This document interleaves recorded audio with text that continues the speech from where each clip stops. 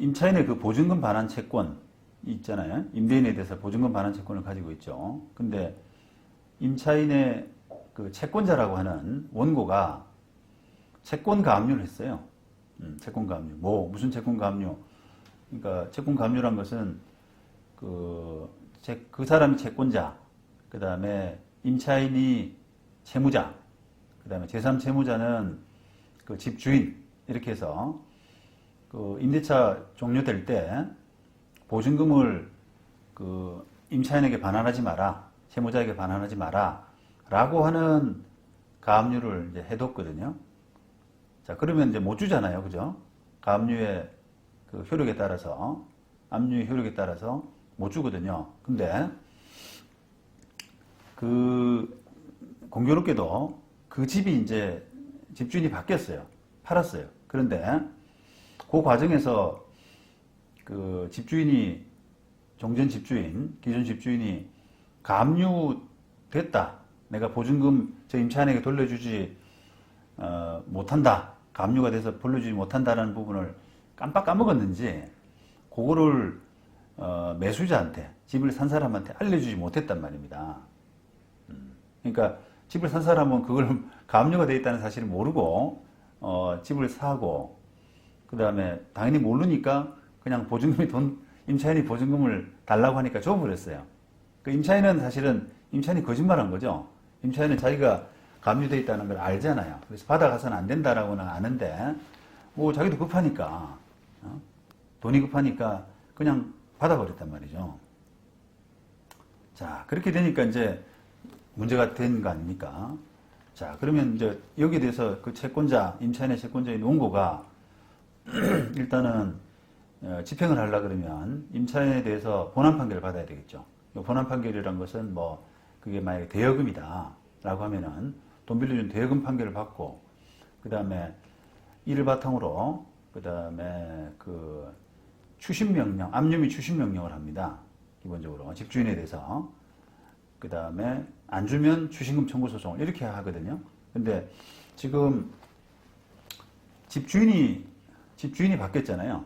그죠? 집주인이 바뀌었는데, 원래 집주인이 안 바뀌었으면은 안 바뀐 집주인 상대로 압류 및 추심명령하고 추심금 소송하면은 별 문제 없는 사건인데, 집주인이 바뀌었을 때 그 바뀐 집주인도 이런 그 가압류, 기본적으로 압류 이런 부분에 부담을 떠안아야 되는가 라고 하는 쟁점입니다. 바뀐 집주인도. 이 피고는 지금 바뀐 집주인이거든요. 근데 이 사건이 이제 피고가 만약에 알고 가압류된 걸 전 소유자한테 듣고 샀다 그러면은 자기가 무턱대고 돌려주면 뭔가 이 사람도 좀 그 책임을 져야 될 것 같은 그런 생각이 드는데,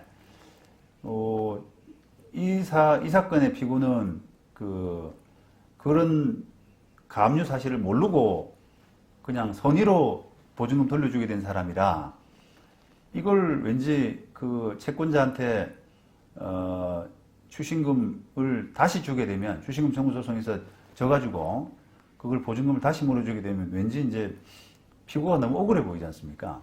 그런 부분이 이제 겹친 사건이에요.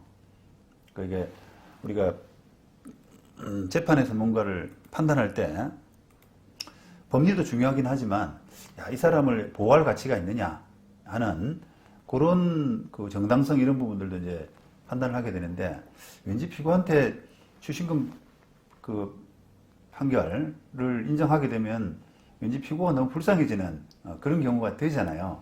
그죠? 결과적으로. 그래서 그런가? 일단 법리를 떠나서 원심은 원고 청구를 기각을 했습니다. 원고한테 받을 수 없다. 그거는 당초 그 압류했던 제3채무자인, 가압류했던 제3채무자인 종전 소유자한테 받더라도 받을 수 없다.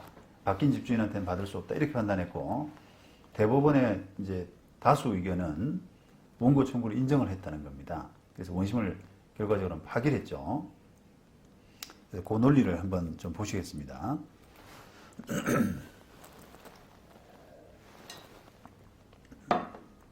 자, 이 논리에서 이제 그 주임법 그 대항력의 의미가 나오는데 이거는 대항력이라고 하는 것은 어떤 법률상의 당연승계 규정으로 보아야 되고 그 다음에 임대주택이 양도된 경우에 그 양수인은 주택의 소유권과 결합해서 임대인의 임대차 계약상 권리 의무 일체를 그대로 승계하게 되고 그 결과 양수인이 임대차 보증금 채무를 면책적으로 인수하고 그 다음에 양도인은 반대로 임대차 관계에서 탈퇴해서 임차인에 대한 보증금 반환 채무를 면하게 되죠. 그죠? 면하게 되는데 자, 문제는 이런 계약상의 의무 이런 부분들은 당연 승계되고 뭐 하는 부분은 문제가 없는데 이런 법률상의 지금 가압류라고 하는 법률상의 효력까지 떠안아야 되느냐라고 하는 부분에서 이제 다수 의견과 소수 의견이 갈린 거예요. 이 대법원은 그 법률상의 의무 제3채무자잖아요. 가압류에서는 제3채무자의 그 어떤 지위 이런 부분까지도 당연 승계된다라고 판단을 한 겁니다. 그래서 이런 임대차 보증금 반환 채무를 주지 마라라고 하는 그런 제3채무자의 지위는 임대인의 지위와 분리할 수 있는 것이 아니기 때문에 임대주택 양도로 임대인 지위가 일체로 양수인에게 이전된다면 채권 가압류의 제3채무자 지위도 임대인 지위와 함께 이전할 수밖에 없다. 이렇게 된 겁니다. 네. 그래서 그런 법률적인 논리에 따라서 이 피고에 대해서는 피고가 추신금 지급 의무가 있다라고 이렇게 판단했죠. 자, 그러면 이제 이 대법원 판단대로라면 결국은 일단은 원고에 대해서는 피고가 물어주고 피고가 갚아주고 그 다음에 그 책임이 있는 사람 뭐 전 소유자가 될 수도 있고 그 다음에 더 받아간 임차인이 될 수도 있고요. 그런 사람에 대해서 뭔가 손해배상 같은 그런 청구를 하는 방식으로 해결해야 되는데 그 실무상으로는 또 그런 사람들이 돈이 없다면 궁극적인 손해는 이 바뀐 집주인이 될 수밖에 없는 그런 결과에 놓이는 거죠.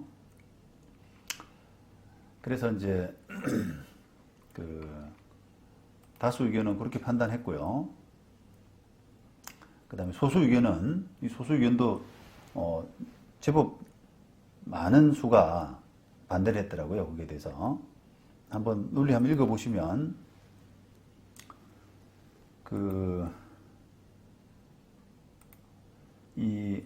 이렇게 이제 가압류는 압류가 되면은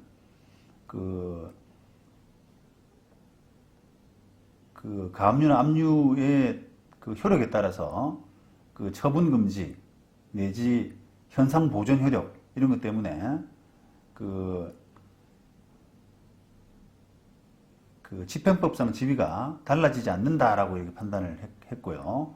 그래서 그런 가압류나 압류의 처분 금지 효력이라는 것은 그 효력이라고 하는 것은 법률상의 효력이기 때문에 그 제3채무자 그 자체에 대해서만 미친다는 거예요. 효력이.